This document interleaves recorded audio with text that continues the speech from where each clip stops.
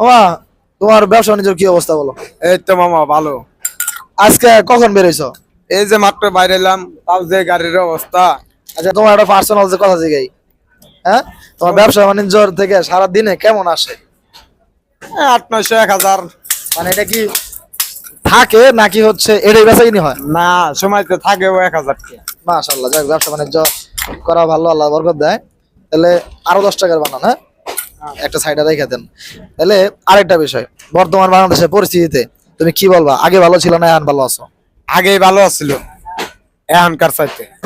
আগে ভালো ছিলাম এখনকার চাইতে আগেই না? ভালো আছিল। তার দুই একটা উদাহরণ দিবা? আগে যেভাবে চলাফেরা করতাম ওইভাবে তো আমাকে চলান যাইতেছে না, আরো কষ্ট হইতাছে। কষ্ট হইতেছে না? যাই হোক, সম্ভবত নির্বাচনের পরে যে কোনো কিছু একটা হলেও হতে পারে। হ্যাঁ, আচ্ছা। কিন্তু নির্বাচন হইলে সে হ্যাঁ। যে পরিস্থিতি দেশের হুনতাছি, যাই হোক, দোয়া করি নির্বাচনটা ভালো হয়ে হোক, নাকি? ইনশাল্লাহ, আল্লাহ ভরসা। যাই হোক, আমার কোনো কথায় কষ্ট হয় না, হ্যাঁ। না, এই হচ্ছে কপাল, বুঝছেন? কপালের নাম গোপাল। যেখানে যাই ওইখানে একই কথা, হ্যাঁ, যে আগেই ভালো ছিলাম, তারপরে এই সেই, আর তার মধ্যে হচ্ছে বর্তমান পরিস্থিতি।